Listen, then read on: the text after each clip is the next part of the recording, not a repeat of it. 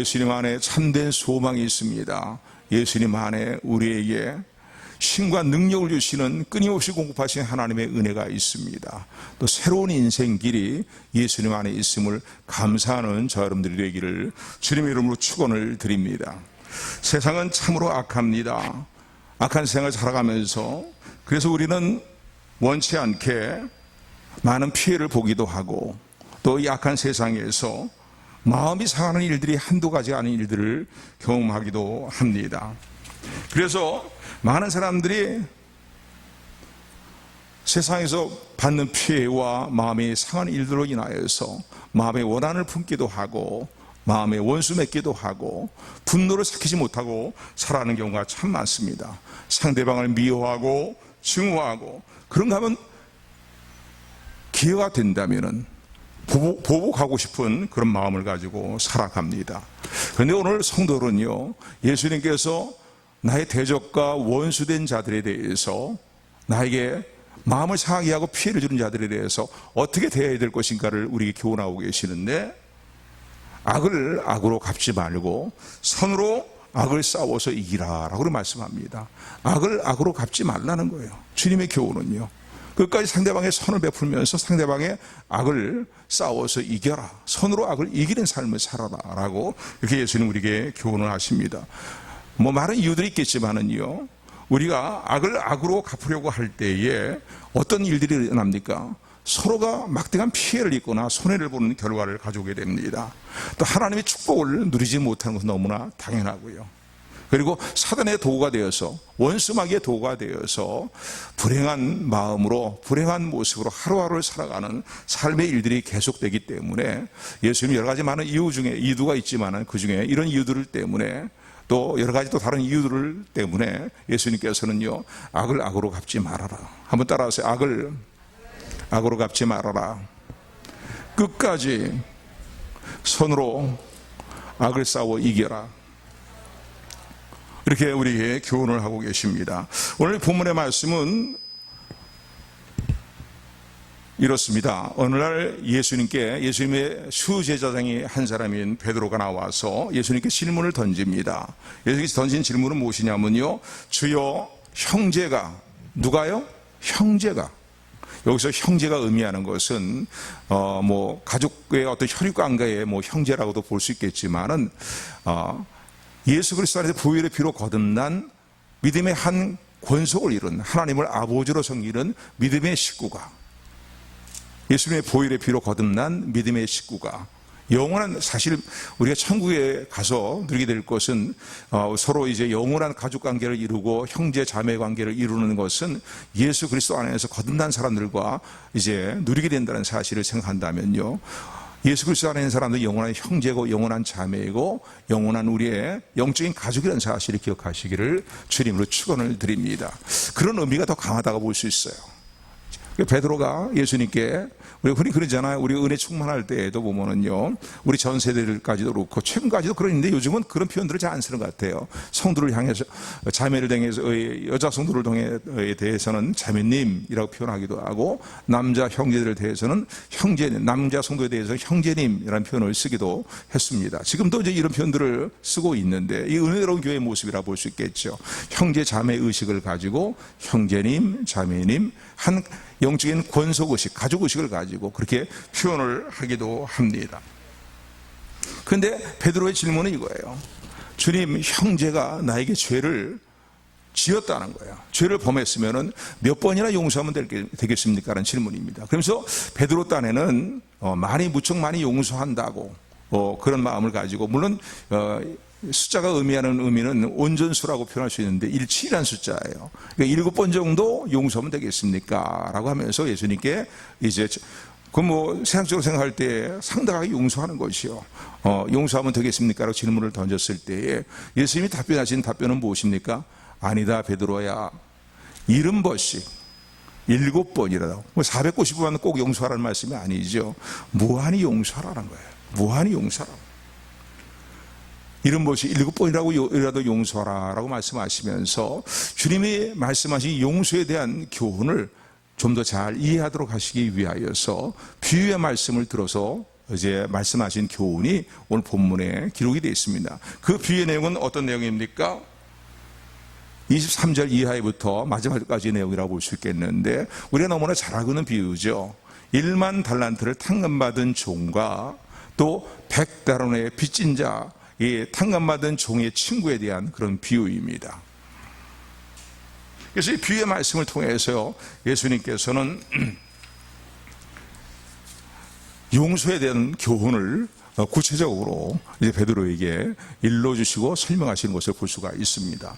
자, 그렇다면 우선 우리가 생각해야 될 것은요, 왜 예수님께서 용서에 대한 교훈을 주시기 위해서 이러한 빚진 자의 비유를 사용하셔서 용서에 대해 설명하셨는가를 우리가 생각해야 됩니다. 그것은 크게 두 가지 이유로 생각해 볼 수 있어요. 첫 번째는 무엇이냐면요, 우리가 예수님 안에서 하나님으로부터 큰 용서를 받은 사람이라는 사실을 강조하기 위해서라고요. 강조하기 위해서. 예수 그리스도 안에 있는 우리 성도들이 하나님께 얼마나 큰 죄악의 일들을 큰 용서를 받은 존재인가에 대한 것을 잊지 않도록 하시기 위해서 강조하는 교훈의 내용이, 강조하기 위해서 비유로 이제 이 말씀을 하셨다라고 말할 수 있습니다. 오늘 본문의 내용은 우리가 너무나 잘 알고 있는 내용입니다. 한 임금이 자기에게 빚진 엄청난 액수의 빚을 져서 천문학적인 액수라고 말할 수 있어요. 엄청난 액수를 빚진 이제 신하 한 사람을 불러가지고서는요, 빚을 갚으라고 호통을 칩니다. 네가 언제까지 빚을 안 갚고 그러고 있을 것이냐 말이야. 당장 빚을 갚아라. 그러면서 호통을 치는데, 이 종은요, 임금에게 1만 달란트의 빚을 졌습니다. 여러분, 당시 화폐의 개념을 볼 때는요, 이 1만 달란트라는 액수는요, 천문학적인 그런 액수입니다. 화폐 개념으로 볼 때는 계산하기 어려울 정도로 천문학적인 것이에요. 왜냐하면은 1데나리오라는 화폐가 있는데, 이건 사람이 하루 종일 온종일 일해가지고서 받는 임금에 해당되는 돈이 1원 데나리오다라고 이해할 수 있어요. 근데 이 데나리오는 몇 달란트가 되느냐? 1달란트는 1만 데나리온이 됩니다. 그러니까 1만 데나리온이 있어야 한 달란트에 해당이 돼요. 그런데 이 종이 임금에 빚진 건 얼마입니까? 1만 달란트. 한 달란트가 아니라 1만 달란트예요. 그러니까 이게 계산하려면요, 저도 뭐 머리가 좀 안 좋아서 그런지 몰라도 계산이 복잡합니다. 한마디로 얘기한다면 천문학적인 그런 액수다라고 말할 수 있습니다. 요즘 하루에 사람이 노동해서 얼마나 봅니까? 뭐 대통령 한 10만 원 정도 받는다고 할 때에 그걸 한번 따져보십시오. 이게 1만 데나리온이 있어야 한 달란트가 되는데, 그 달란트가 1만 달란트가 있을 때 이 액수는 너무너무나 엄청나고 계산하기도 어려운 천문학적인 숫자라고 말할 수 있습니다. 그러니까 임금이 이 종에게, 신하에게 당장 갚아라 라면서 호통을 치는데 갚을 능력이 없는 거잖아요. 그러니까 임금이 호통을 치면서, 그럼 내 몸을 팔고 내 재산을 다 팔고 내 처자식을 다 팔아서라도 갚아! 호통을 친 거예요. 그랬더니 이 신하가 임금 앞에 그냥 엎드려서 간절히 말이지, 궁일의 의심을 간구하면서 말이에요. 제가 임금님 갚기는 갚을 것인데 좀 기다려 주세요. 지금 당장 뭐 갚을 그 상황이 못 되고, 그런 상황이 못 되기 때문에 어떻게 제가 임금님 돈을 떼먹겠습니까? 그걸 갚기는 갚겠습니다. 조금 참아주시고 기다려 주십시오라고 애청을 했다는, 애걸복걸하면서 간구했다는 거예요. 가만히 임금님이 보니까 이 신하가 갚을 능력이 전혀 없는 거예요. 그리고 죽었다 깨어나도 도저히 그 빚을 갚을 수 없는 상황을 보고서는요, 호통을 치던 임금님이 마음을 바꿔서 불쌍히 여기는 마음이 들었습니다. 불쌍히 여기는 마음을 들어서요, 그 모든 빚을 다 탕감해 주고 말았어요. 안 갚아도 된다. 내가 모든 빚을 탕감한다면서요. 그 신하의 빚을 다 탕감해 주었습니다. 여러분, 이 상황이 얼마나, 이 천문학적 액수인데, 그 빚을요, 다 탕감해 준 거예요. 하나도 안 받고 아무런 조건도 없이 다 탕감해 준 거예요. 이유는 단 한 가지, 불쌍히 여겨서. 그 신하의 모습을 보니까 불쌍하거든요. 처자식 다 팔아도 갚을 수 없는 상황인 것을 알고 하나님 이 임금께서요, 불쌍히 여기셔서 다 탕감을 해주고 말았습니다. 아무런 조건이 없는 탕감이죠. 그러니까 이 신하가 얼마나 마음에 기쁨이 있겠습니까? 막 기뻐하고 펄펄 뛰면서 그냥 콧노래를 눌러 부르면서 말이죠. 집을 향해서 가고 있는데 길에서 자기의 친구를 만났어요. 근데 그 친구는 누구냐면은 자기에게 100데나리온을 빚진 친구인 거예요. 너 잘 맞다. 목을 막 휘어잡고서는 막 빨리 당장 나에게 100데나리온 빚진 거, 100데나리온 빚진 거 내놔. 하니까. 근데 이 친구가요, 갚을 능력이 없는 거예요. 여보게 친구, 정말 미안하네. 날 좀 기다려줘. 내가 갚기를 갚을 텐데 지금 갚을 능력이 전혀 안 되네. 그러니 친구 좀 기다리게. 좀 기다려줘. 조금만 참아줘. 그러면서 이제 용서를 구하고 그리고 좀 기다려줄 것을 요청을 하게 됩니다. 근데 여러분 100데나리온은 얼마 액수입니까? 노동자가 한 사람 일해서 번 돈이 한 데나리온이에요. 그러니까 100데나리온이에요. 그런데 1만 달란트와 비교할 때에 100데나리온은 이건 뭐 액수도 안 되는 돈인 거예요. 전혀 뭐 액수가 된다고 비교할 수 없는 그런 이제 적은 돈인데 1만 달란트를 임금으로부터 주인으로부터 탕감을 받은 이 신하가요, 이 자기에게 100데나리온 빚진 자에 대해서요 기다려주지 않았다는 거예요. 좀 기다려달라고 하는 것을 허락하지 않냐고서는 당장 안 갚어. 너 갚을 능력 없으면은 너 옥에 가, 감옥에 가. 그리고 끌고 가서는요 감옥에 가두고 말았다는 거예요. 근데 이 소식을요 친구들이, 동료들이라고, 오늘 동가는 동료라는 표현인데 동료들이 들었어요. 알았어요. 야, 어쩜 그러냐 말이지. 자기는 하나님 앞에, 자기는 임금님 앞에 말이지 1만 달란트를 탕감받은 녀석이 말이야, 어떻게 자기의 친구가 100데나리온 빚진 거 그거 기다려주지 못하고 참아주지 못하고 그 친구를 옥에 가둬? 야, 이거 좀 너무한 거 아니냐 말이지. 그러고서는 하도 답답하니까요 그 모든 상황들을 1만 달란트를 탕감해준 임금님께 가서 그대로 구하였어요. 알렸어요. 그랬더니 임금님이 화가 났겠어요? 안 났겠어요? 화가 엄청난 겁니다. 아니, 세상에 이런 녀석이 있는가 말이지. 도저히 갚을 능력이 없는 것을 보고서 내가 불쌍히 여겨서 천문학적인 액수인 1만 달란트를 다 아무런 조건 없이 다 탕감해 주었는데, 아니 이 녀석은 어떻게 자기 친구가 100데나리온 빚진 그것도 기다려주지 못하고 옥에 가두고 말이지 그런 몹쓸 일을 했는가.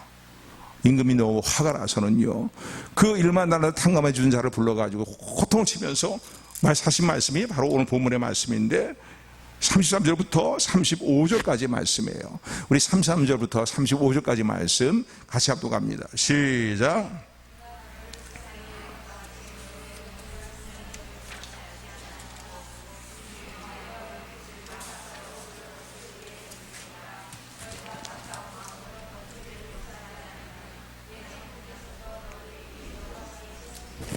아멘. 여러분 이미 다 알고 계시겠지만요, 이 예수님께서 비유를 통해서 말씀하실 때에 여기 임금님은 누구를 의미합니까? 하나님을 의미하는 거예요. 빚진 것은 영적으로 무엇을 의미합니까? 우리의 허물과 죄예요. 그리고 액수는 엄청난 거예요. 천문학적인 생이기 때문에 할 수가 없는 거예요. 죽었다 깨어나도 갚을 수가 없는 액수인 거예요. 빚을 탕감받은 신하는 누구를 의미합니까? 바로 우리를 의미합니다. 예수 그리스도 안에서 거듭난 구원받은 우리를 의미해요. 모든 죄를 다 용서받은, 예수님이 십자가의 보혈로 말미암아 모든 죄를 용서받은 성도를 의미합니다. 우리 모두가 다 그렇지 않습니까? 정말 참으로 예수님 영접하고 있다면요 우리의 주홍 같은 모든 죄가 예수님의 보혈로 말미암아서 눈과 같이 씌어질 뿐만 아니라 바닷가의 모래보다 더 많은 죄악이 예수님의 십자가의 보혈로 하나님의 은혜로 말미암아 긍휼히 여기심으로 말미암아서 깨끗이 용서받은 것을 우리는 알고 있고 믿고 있습니다. 아멘, 아멘. 그러므로 우리는 이 사실을 잊지 말고 기억해야 됩니다. 내가 얼마나 큰 죄를 하나님부터 용서를 받았는가, 그걸 잊지 말고 기억해야 된다는 거예요. 그 주님이 이 비유를 말씀하신 이유 중에 하나가 뭐냐면 이 놀라운 은혜를, 하나님의 은혜를 잊지 말고 기억하라는 거예요. 너의 어떠한 큰 죄악의 용서를 받았고 다 탕감받는가에 대해서 예수님의 십자가의 보혈로 말미암아 용서받는가에 대해서 잊지 말고 하나님께 감사하라는 거예요. 자, 그런데 오늘 우리의 신앙생활에서 문제는 무엇입니까? 이런 하나님의 전적인 은혜로 말미암아서 모든 죄를 용서받고 구원을 선물로 받았습니다. 그래서 이 은혜를 늘 기억하면서 내 큰 죄가 다 예수님의 보혈의 피로 말미암아 용서를 받았고 하나님 나의 모든 죄를 용서해 주셨구나 라는 것을 기억하면서 살아야 되는데, 우리의 문제는 뭡니까? 많은 그리스도인들이 지식으로는 이 사실을 인정을 합니다. 지식으로는 기억을 하지만은요, 지식으로는 인정을 하지만은요, 우리의 삶 속에서 쉽게 잊어버리고 산다는 거예요. 나의 엄청난 죄악의 문제가 예수께서의 보혈의 피로 말미암아 다 용서받았다는 사실에 대해서, 하나님의 은혜로 용서하시고 나를 구원하시고 하나님의 자녀로 삼아 주셨다는 사실에 대해서, 영원한 생명을 주셨다는 사실에 대해서 그것을 잊어버리고 사는 경우는 문제라는 거예요. 머리로는 기억하고 있는지 모르겠어요. 그런데 우리의 삶으로는 잊어버리고 살아가는 것이 오늘 우리의 문제점이라는 사실을 우리는 하나님 앞에 신하지 않을 수가 없습니다.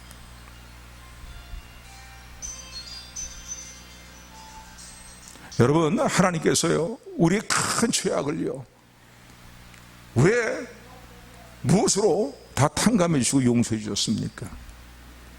우리가 좀 쓸만한 사람이기 때문에 그렇습니까? 남보다 인물이 좀 괜찮은 사람이기 때문에 그렇습니까? 남보다 재능이 뛰어난 사람이기 때문에 그렇습니까? 남보다 헌신과 봉사를 많이 한 사람이기 때문에 그렇습니까? 남보다 헌금을 많이 드리는 사람인데 그렇습니까?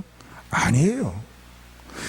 하나님이 우리의 엄청난 죄악을 다 용서해 주시고 하나님의 자녀로 삼아주시고 구원의 은혜를 주신 것은 단 한 가지예요. 단 한 가지예요. 오늘 본문에 보니까 불쌍히 여기셨다는 거예요. 불쌍히 여기셨다는 거예요. 저 여러분들이 엄청난 죄악의 모든 것에 다 용서받게 된 것은, 그리고 구원받게 된 것은 단 한 가지예요. 우리가 잘나서가 아니에요. 우리가 쓸만한 똑똑한 인물이기 때문에 그런 거 아니에요. 학벌과 문벌이 뛰어나기 때문에 그런 거 아니에요. 단 한 가지예요.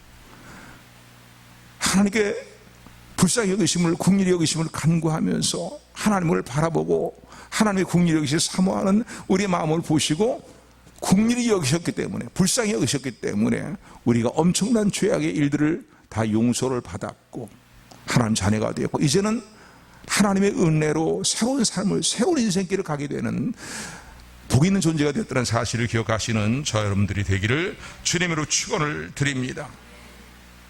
하나님께서는요, 우리가 죄악의 짐에 눌려 살아가는 것을, 하나님이 택하신 백성들이 죄악의 짐에 눌려 살아가는 것을 하나님이 원치를 않으십니다.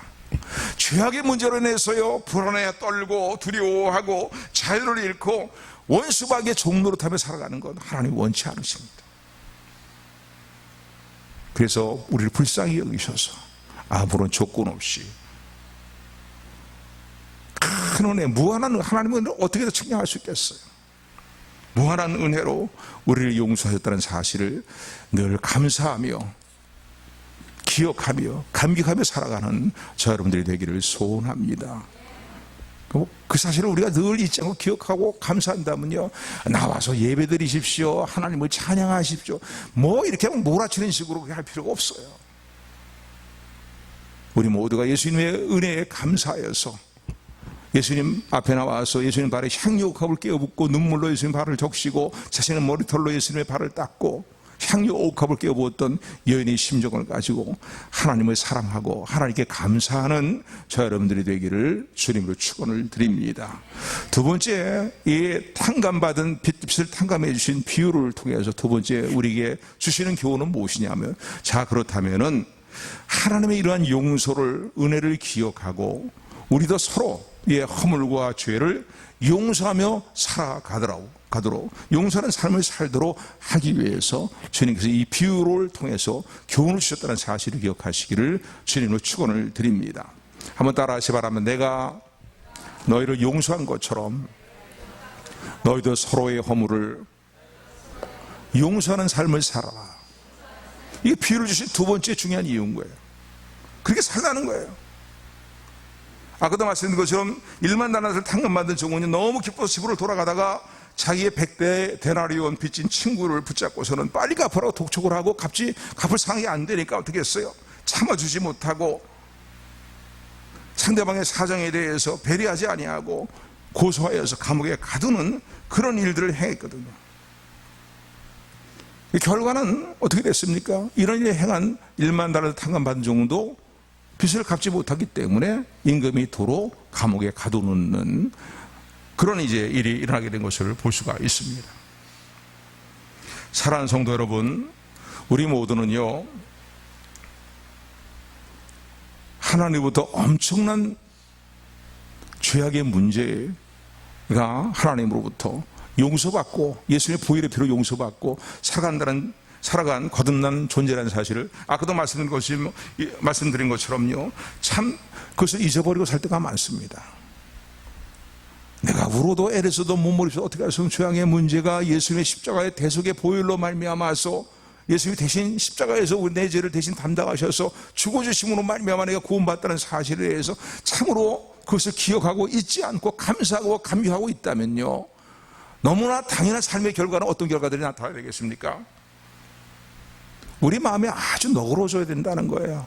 우리에게 허물된 자들, 우리에게 피해를 입힌 자들, 마음에 상처를 준 자들, 이런 사람들에 대해서 너그러운 마음을 가지고 돼야 되죠. 왜? 나는 1만 달란트 탕감받았는데 저 사람 나에게 100데나리온을 빚진 사람에 불과하니까. 너그러운 마음을 가지고 살아야 되는데 참 이상한 일은요, 용서하는 삶에 우리가 너무나 인색한 삶을 살고 있다는 거예요. 지적으로는 알아요.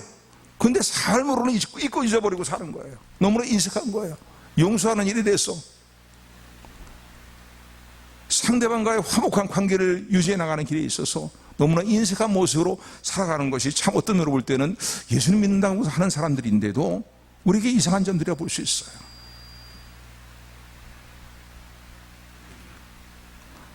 상대방이 받은 아픈 상처를 잊지 못하고 살아갑니다. 아니, 잊으려고 하는 생각도 하지 않아요. 또 그일로 일어나는 마음의 분노라든가 원한이라든가 이런 것을 사귀며 살아야 되는데 사귀지 않고 살아요. 근데 더 이상한 것은 뭐냐면요, 그 대상이 우리와 철저히 원수 관계에 있는 사람이 아니라는 거예요. 우리가 철저히 원수를 맺을 만한 그런 일을 행한 사람이 아니고 좀 어떤 실수라든가 허물이라든가 또 죄도 작은 죄, 이런 거예요.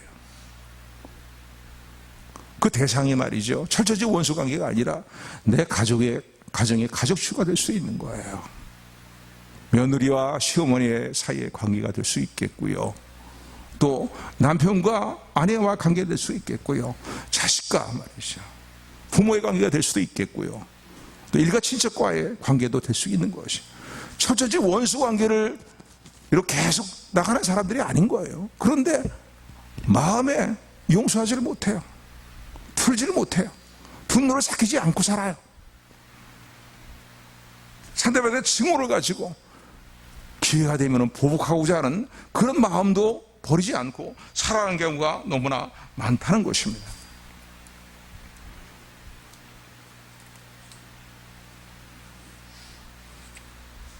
근데 하나님은요, 오늘도 이렇게 말씀하시는 거예요. 내가 너희를 용서한 것처럼 너희도 서로 용서하고 살아라라고 그렇게 말씀합니다.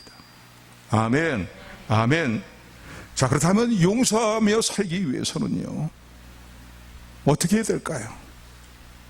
용서하는 마음이 들어야 용서하고 원한을 품고 분노를 삭힐 수 있는 마음이 들어야 분노를 삭히며 살지라고 생각하는데, 오늘 본문은 거기에 대한 답변을 우리에게 주고 있습니다. 해답을 주고 있습니다. 오늘 본문의 말씀이에요. 본문의 말씀 33절 아까 읽었는데 우리 33절부터 35절까지 말씀 다시 한번 들을 생각하면서 합독합니다. 시작. 33절부터 시작. 내가 너를 불쌍히 여긴 것 같이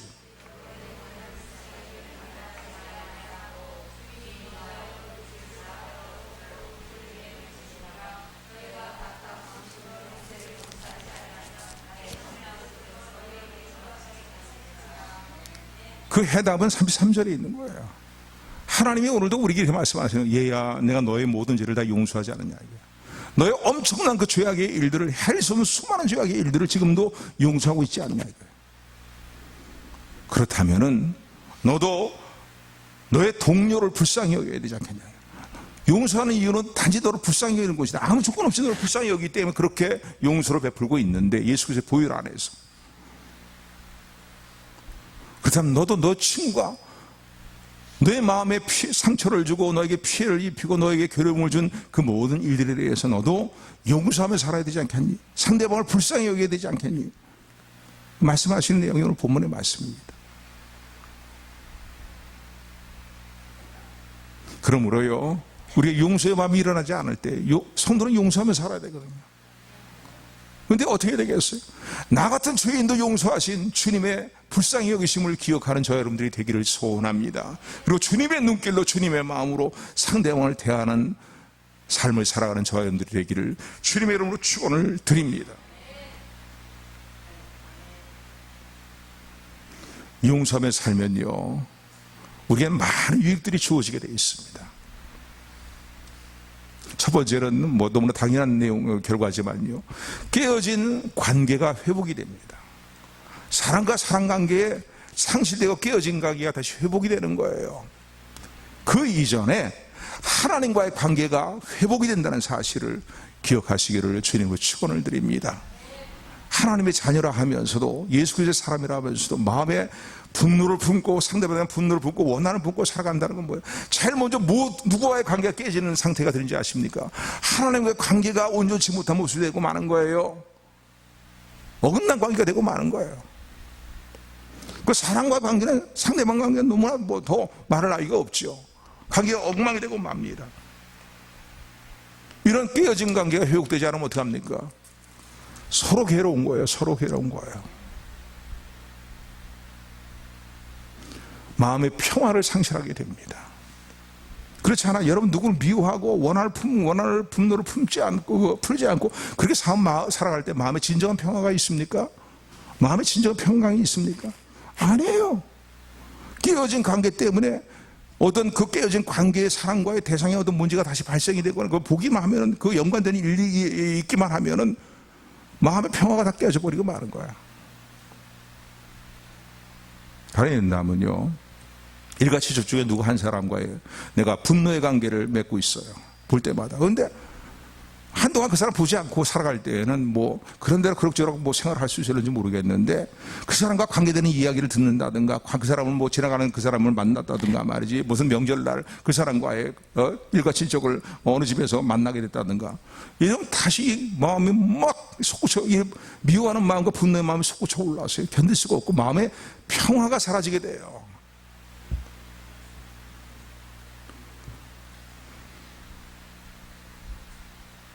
관계 회복이 이루어진다는 사실을 기억하시기를 주님으로 축원을 드립니다. 또 용서하면 살면요, 놀라운 치유 효과가 일어납니다. 우리의 몸과 마음이 고쳐지는 역사들이, 인간관계가 고쳐질 뿐만 아니라 치유되는 역사들이 나타남을 믿으시기를 주님으로 축원을 드립니다.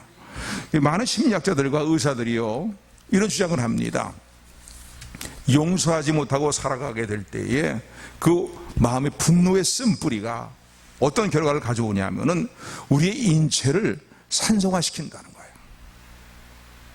효소의 인체에 어떤 효소가 유익한 효소들이 활동을 해야 되는데, 효소의 활성도를 떨어뜨릴 뿐만 아니라, 그래서 각종 병원균들에 대해서요, 저항력이 다 감소되면서 면역력이 다 감소가 되고, 그러면서 그 몸의 체질 자체가 병적인 체질로 바뀐다는 거예요.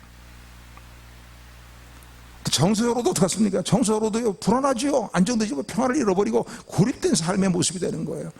그 생활이 알게 모르게 침울해지고 마는 거예요. 인격의 관계가 파괴될 뿐만 아니라 이런 신체의 건강에도 큰 해를 끼친다고 많은 심리학자들과 의사들이요, 건강을 다루는 의사들이 그렇게 주장을 합니다. 그래서 이런 마음의 원한과 분노는요, 불면증을 가져오기도 하고, 변비를 가져오기도 하고, 소화불량을 가져오기도 하고, 머리에 두통을 가져오기도 하고, 면역력의 저하를 가져오면서 말이죠, 이런 원한과 복수심의 이런 마음들은요, 암도 발생하게 만든다는 거예요. 그러니까 용서하지 않고 살면은요, 가장 큰 손해를 보는 사람이 누군지 아십니까? 하나님과 관계가 깨지고 사람과의 관계가 깨지고 마음의 평화를 잃어버리고 마음의 불안과 두려움과 말이죠. 그래서 몸의 건강까지도 마음의 평안까지도 다 잃어버리니까 누구 손해입니까? 용서하지 않다는 사실을 기억하는 저 여러분들이 되기를 주님으로 축원을 드립니다.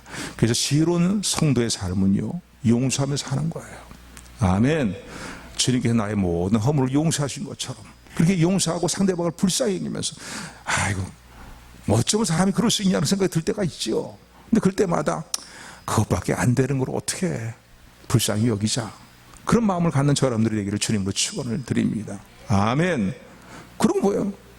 그 사람이 배고플 때에는 먹을 걸 주라는 거예요. 목마를 때 마실 걸 주라는 거예요. 그리고 심판은 누구에게 맡기라? 하나님께 다 맡기라고 로마서의 말씀은 그렇게 말씀하고 있어요. 그렇게 해가면은 상대방이 회개하고 돌아오기를 하나님이 원하시는데 끝까지 회개하고 돌이키지 않으면 어떻게 합니까? 그 머리에 숯불을 쌓는 것 같은 그런 모습이 되고 만다는 겁니다. 된다는 거예요. 그러니까 하나님께 맡기고 넌 끝까지 어떻게 선으로 악을 싸워 이기라는 겁니다. 아멘. 아멘. 용서할 때 반대 현상들이 나타나겠죠. 놀라운 치유 효과들이 나타납니다. 몸과 마음이 치유되고요, 분노심과 증오심에서 해방될 뿐만 아니라 건강을 촉진시킬 뿐만 아니라 의사들의 주장이에요. 혈압도 낮추어준다는 거예요. 여러분, 분노를 하면 어떻게 됩니까? 혈압이 올라가잖아요. 그죠? 마음에 분노가 있으면 혈압이 올라가는 거예요. 근데 용서하니까 그런 원인이 다 제거되니까 혈압도 낮추어지게 되고 정상적으로 회복이 된다는 것입니다. 그래서 에베소 4장 32절에 보면은 이렇게 말씀합니다.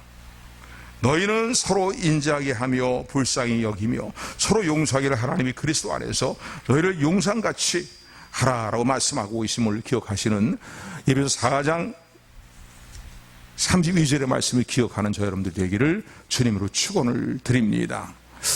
어떤 분은 혹시 이런 또 생각하고 있는 분이 계신지 모르겠어요. 말씀을 들으면서 아니 그래 용서한다, 용서하는 마음을 내가 갖고 용서하고 불쌍히 여기고 뭐 용서해야 주님이 그러시니까 용서해야지.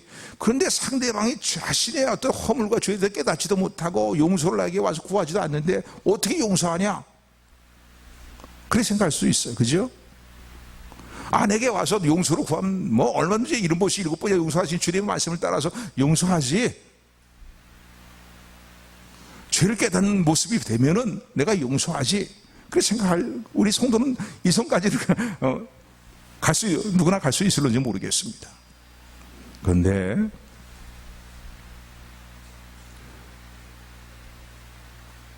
상대방이 깨닫지 못하고 내게 찾아와서 용서를 구하지 않을 때에도 아무런 조건 없이 먼저 상대방을 용서하는 마음을 갖게 되는 것이 더 아름답고 귀하다는 사실을 기억하시기를 주님을 축원을 드립니다. 왜 그렇습니까?